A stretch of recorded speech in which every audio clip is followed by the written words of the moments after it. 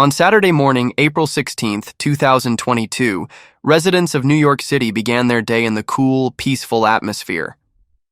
Just past 7 a.m., Glenn, a resident living in Queens, was leisurely walking his dog on the sidewalk, enjoying his weekend as usual.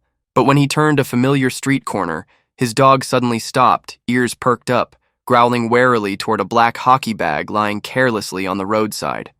Glenn approached and saw the hockey bag tilted at an angle, with dark red bloodstains seeping from the bag's edge. Initially, he thought someone had cruelly dumped the carcass of a stray animal like a cat or dog. He tried gently kicking the bag with his foot. It was unusually heavy. Driven by curiosity, Glenn crouched down and slowly unzipped it. At that very moment, a pair of pale human feet struck his eyes. In those first few seconds, Glenn's mind couldn't process the scene before him. He thought this was just a mannequin someone had discarded. But when the zipper was fully opened, the brutal reality hit undeniably. The shock was so overwhelming that Glenn involuntarily let out a curse, then frantically grabbed his phone to call 911.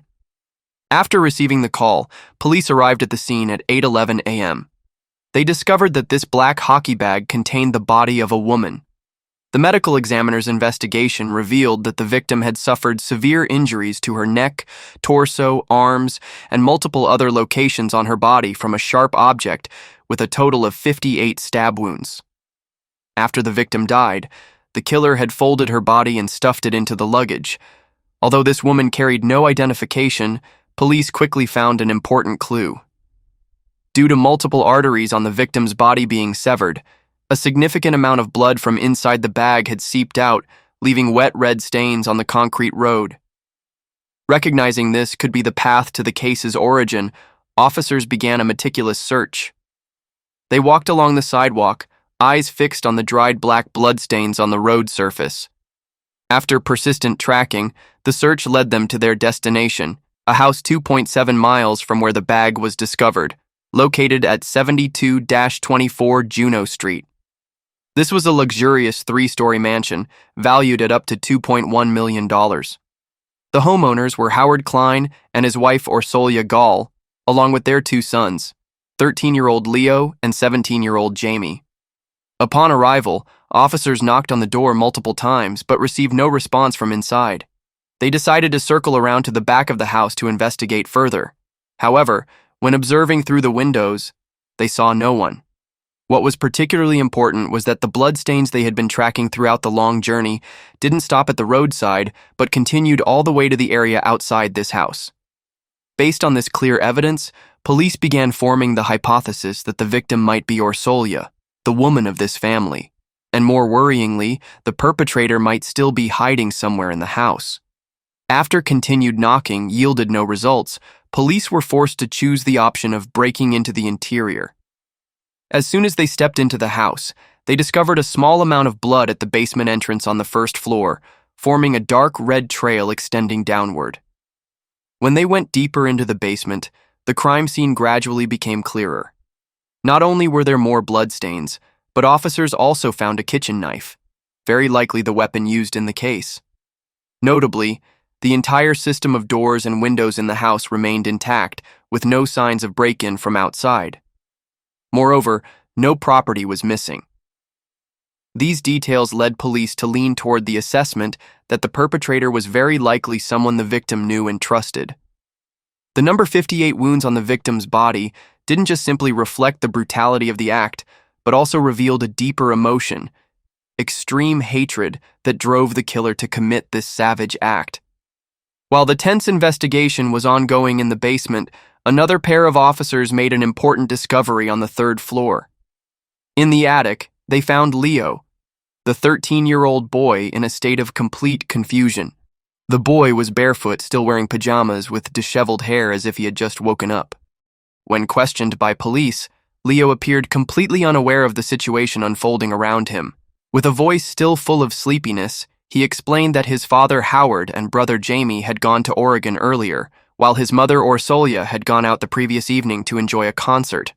Due to his habit of going to bed early, the boy had no idea whether his mother had returned home. Officers brought Leo to the police station for questioning. However, after just a few hours, they completely ruled out the possibility that 13-year-old Leo was involved in his mother's tragic death. At the same time, investigators also officially confirmed the victim's identity. It was indeed Orsolya Gaal, 51 years old, owner of the house where the crime occurred. Orsolya Gaal was born on September 12, 1970, in Austria, into a well-off family. From her childhood years, she had shown a passionate love for music and a desire to explore the world through travel. In 1994, at age 23, Orsolya excellently completed her International Business Administration program at the prestigious Budapest School of Economics. At a local Christmas party, she met Howard, a young, talented, and ambitious man. Howard was 25 at the time, working at an investment bank in Budapest. Love sparked at first sight between the two, and to strengthen their new relationship, they took a memorable trip together to Thailand. When Howard made the important decision to return to the United States to pursue a master's degree in finance at the prestigious Columbia University, he didn't forget to invite Orsolya to accompany him on this new journey and formally propose to her. After officially becoming husband and wife, both settled together in Manhattan, New York. There, Howard started his career by founding a small-scale financial consulting company, while Orsolya focused all her heart on caring for the family. After their first child, Jamie, was born, she quit her job to become a full-time homemaker. 4 years later, their second child, Leo, was born. During more than 20 years of marriage with Howard, the family of 4 lived an enviable life. They frequently traveled, visiting many countries in Europe and Asia. In the eyes of friends and neighbors, the entire family was very kind, never quarreling with anyone. Therefore, when news of Orsolya's murder spread, everyone was quite shocked. Neighbors couldn't believe that Orsolya, the woman they had regularly greeted cheerfully just yesterday, had now become a victim in an unimaginably brutal crime. The fact that she was stuffed into a hockey bag like an inanimate object made everyone feel like they were living in a horror movie. Fear enveloped the entire neighborhood when they realized that the killer was still out there somewhere, possibly just yards away from their homes. In the eyes of all who had known Orsolya, she was the embodiment of a kind woman who always devoted all her love to her family and children. The police investigation made an important breakthrough when they systematically interviewed neighbors in the area. A neighbor living across from Orsolya's house reported that on the exact day the crime occurred, their family's security camera system had recorded a suspicious scene.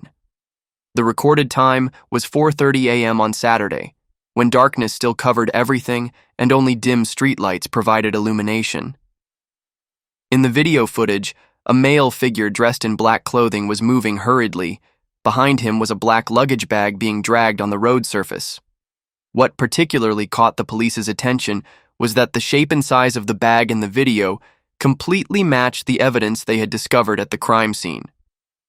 Based on evidence from the security camera, police had strong grounds to believe that the luggage bag the mysterious man was dragging contained Orsolya's body.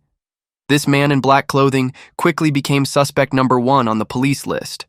The next task was notifying the victim's family of the terrible news. Police contacted Howard Klein to inform him of his wife's tragic death. At the time he received this fateful call, Howard was with his 17-year-old son Jamie on a college tour trip in Oregon, as Jamie was preparing for college entrance exams the following year. Upon receiving the notification, father and son immediately canceled all remaining trip plans, hastily arranging the earliest possible flight back to New York. Both Howard and Jamie showed deep shock at this sudden and unbelievable news. Police conducted thorough checks of phone location data and complete travel records for both Howard and Jamie. Results showed that Howard had used his phone to post a tweet at 1:36 a.m. on Saturday, exactly when the crime occurred, with the geographic location confirmed as Portland, Oregon. The geographic distance between Portland and New York is approximately 2,800 miles. Even with the fastest means of transportation, an airplane, this journey would require at least over 5 hours of continuous flight. When compared with the time frame, the medical examiner determined Orsolya died between 12:20 and 1 a.m. Police had clear grounds to conclude that physically, Howard and Jamie could not possibly have been present at the crime scene when the incident occurred. Based on this undeniable evidence, police quickly removed both from the suspect list. More importantly, Howard provided police with another crucial clue. He said that in the early morning hours of Saturday when the crime occurred, his phone had received a series of messages sent from his wife Orsolya's phone. They read, "Your wife put me in jail years ago. Now I'm back. Don't call the police or I'll kill your whole family. Your family is the next target." These messages looked very much like they were sent by the killer using Orsolya's phone after killing her. But who was this person? What grudge did he have against Orsolya? Typically, when a wife is murdered, the first person suspected is naturally the husband. Although police had publicly declared and confirmed that Howard Klein had no connection to his wife's death, this didn't seem to convince the media. They continued to persistently follow Howard, refusing to let go. Howard's life in the early days after the crime became an endless nightmare.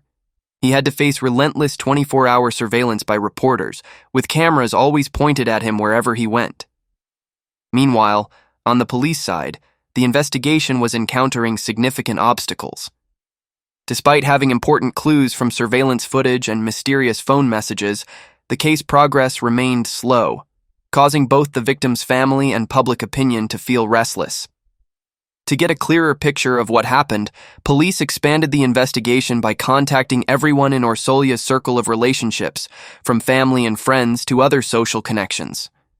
Through this meticulous information-gathering process, they gradually reconstructed the overall picture of Orsolya's activities on the last day of her life. On Friday, April 15th, 2022, just one day before the tragedy occurred, Orsolya had shared with friends and her son Leo about her weekend plans. She said she planned to use her free time to enjoy an opera performance at the prestigious Lincoln Center in Manhattan with some close friends. However, when police conducted detailed checks of Orsolya's phone contact records, they made surprising discoveries. The woman everyone knew as a gentle mother devoted to her family had actually been hiding a completely different aspect that no one had ever suspected. Orsolya had indeed been present at Lincoln Center to enjoy the opera as she had told her family. But what was notable was that throughout the time she was enjoying the arts, she had simultaneously maintained contact via phone with 3 different men. The important thing was that none of these 3 men was Howard, her husband. To respect the victim's privacy and avoid further damage to the deceased's reputation, police decided to keep the specific content of these exchanges confidential. After the concert ended, Orsolya took the subway back to Queens. The time was around 11:30 p.m., but instead of going straight home to rest, she had another stop. Steinhaus, a small, cozy bar in the neighborhood, was a place Orsolya frequently visited.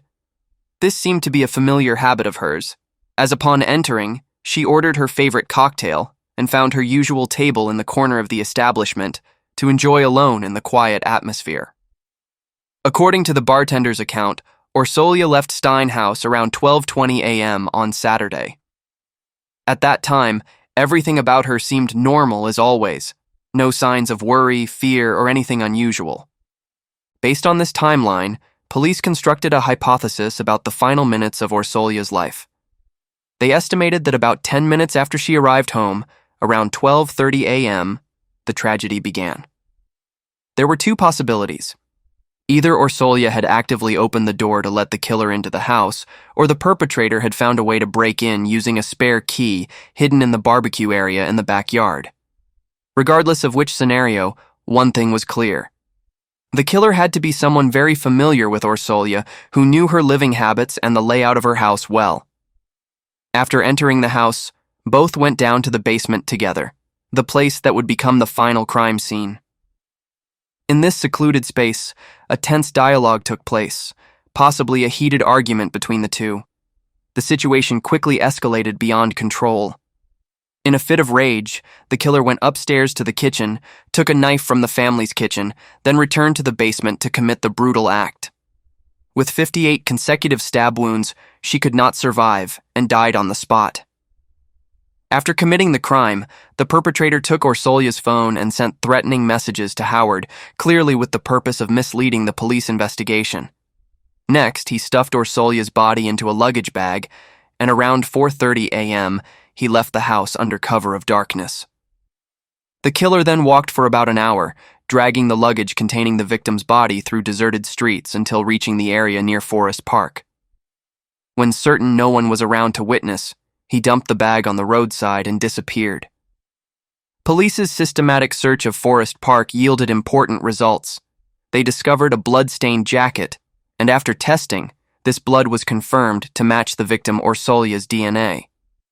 This further supported the hypothesis that after completing the body disposal, the killer had thrown away the contaminated jacket in the park.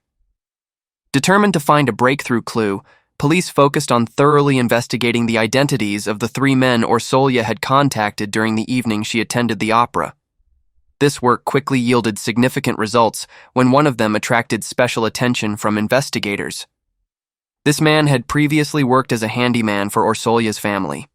As soon as the term handyman was mentioned, the officer's memory immediately connected to a small but meaningful detail they had noticed in the victim's house.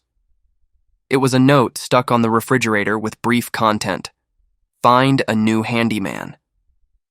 Why did Orsolya need to find a new handyman? What had happened with the old worker that made her need to replace him? This small clue opened up a completely new and potentially promising direction for investigation. When digging into the past, police discovered that about 2 years before the crime occurred, Orsolya's family had encountered problems with their home air conditioning system. To resolve this issue, they had contacted a local handyman. That worker was David Bonola, a 44-year-old man from Mexico. David had a less than smooth past.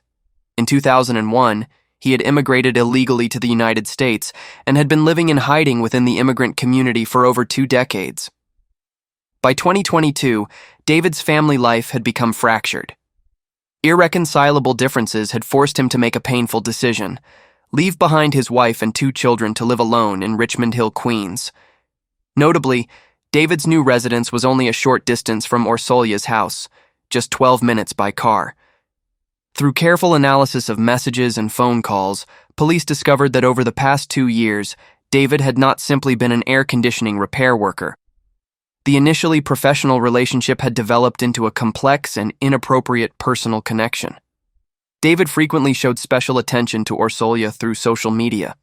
He would leave comments on her Facebook photos, using Spanish to express romantic feelings and affection. This illicit relationship had lasted 2 years with continuous periods of breakups and reconciliations, creating a tangled and unstable emotional web. The last important time point in this relationship was the most recent breakup, just 2 weeks before the crime occurred. Orsolya seemed to have decided to completely end this connection with David. Police records revealed more concerning information about David Bonola. This was not an ordinary man with proper behavior. He had been accused multiple times of harassment and stalking women. The investigation made an important breakthrough when police decided to review the entire security camera system in the neighborhood where David lived. This meticulous work yielded significant results. At 6:05 a.m. on Saturday, the exact day the crime occurred, David's image appeared clearly on the surveillance screen. He wore a black mask covering his face and moved with hurried steps toward his apartment. This timing created a perfect connection with the 4:30 a.m. surveillance footage police had collected earlier. If at 4:30, David had just stepped out of Orsolya's house with his clothing still intact, including his jacket, then the nearly hour-and-a-half period afterward would have been enough for him to complete the walking journey from the victim's house back to his residence. The most notable detail in the 6:05 a.m. video was the condition of David's left hand. It was clearly visible that his hand was injured and bandaged. This was important physical evidence that could be directly related to the case. Not overlooking this clue, police conducted surveys at all medical facilities in the area. This persistent work was rewarded when they discovered David had sought treatment at City MD Clinic. The doctor who directly examined David provided detailed information to police. David's hand had multiple deep cuts at the time, with high risk of infection. To ensure patient safety, the doctor wrote a referral letter transferring David to a nearby hospital for more specialized medical care. Although evidence was increasingly mounting, and David had become suspect number 1 with an extremely high level of suspicion, police still showed caution in their approach. Instead of making an immediate arrest, they chose a two-pronged strategy. On one hand, applying for a search warrant from the court to have solid legal grounds. On the other hand, deploying covert surveillance operations to monitor all of David's activities. The opportunity to gather more evidence came on April 19th, 3 days after the crime occurred. This was the scheduled garbage collection day in the neighborhood where David lived. Officers had been secretly monitoring the area for a long time. That afternoon, the garbage truck appeared right on schedule as usual. The investigators' eyes never left each movement of the garbage collectors as they handled David's trash bin. As soon as the garbage truck completed its collection task and prepared to leave the area, police quickly intercepted the truck on a nearby street, not letting another minute pass. They began searching through the stinking garbage. The effort paid off appropriately. Hidden in the garbage, they discovered a pair of brown work boots that David had just discarded, along with some white garbage bags full of suspicious items. These were the physical evidence police had been seeking. Forensic test results brought good news. Bloodstains on the work boots, after thorough analysis, were officially confirmed to belong to Orsolya. Inside the white garbage bags, police also found used gauze bandages. Clearly, David had used these to treat wounds on his hand. Even more significant was a short-sleeved shirt stained red with blood, undeniable evidence of David's involvement in the case. With sufficient evidence in hand, police were ready for the decisive step. The next morning, April 20th, a large-scale arrest operation was deployed. Dozens of officers carrying legal search warrants completely surrounded the apartment where David was living. However, something unexpected happened. Before police could implement their search plan, David appeared with surprising calmness. He proactively approached a police car parked nearby and said to the officers preparing their equipment, "I heard you guys are looking for me." This unexpectedly cooperative attitude didn't deter the police. They immediately carried out standard arrest procedures, put a white protective vest on David for protection, and escorted him to the station for official interrogation. When sitting face-to-face with investigators in the interrogation room, David Bonola didn't hesitate or try to hide the truth. With a relatively calm tone, he began recounting the entire story about the complex relationship between himself and the victim. David admitted that he and Orsolya had maintained a secret romantic relationship for over 2 years. However, this relationship was never stable. They continuously went through periods of breakups and reconciliations. The final turning point came in early April 2022, when Orsolya once again decided to end this relationship. This time, she appeared more determined than previous times, making it impossible for David to accept. He couldn't let go and let everything end like that. On the fateful night of April 16th, with the last hope of salvaging their relationship, David made a reckless decision. Around 12:30 a.m., he found a way into her house with the purpose of persuading her to change her decision. David's unexpected appearance made Orsolya extremely irritated and uncomfortable. What worried her most was that her 13-year-old son, Leo, was sleeping upstairs. Therefore, to avoid drawing attention and protect her son from the painful truth, Orsolya decided to take David down to the basement to resolve the issue. In the secluded space of the basement, the conversation quickly turned into a heated argument. Orsolya maintained her position, affirming that the breakup decision could not be changed. She appeared firm and determined, refusing to compromise despite David's pleas or persuasion. Unable to accept this categorical rejection, David lost control in his rage. He left the basement, went up to the kitchen, and took a knife. With the weapon in hand, he returned to the basement and committed the brutal act, stabbing Orsolya repeatedly in his fury. After committing the crime, David took Orsolya's phone and sent threatening messages to Howard, the husband who was thousands of miles away. His intention was to create a false clue to mislead the subsequent police investigation. Continuing his confession, David said that after committing the crime, he searched the house and discovered a hockey bag belonging to Leo.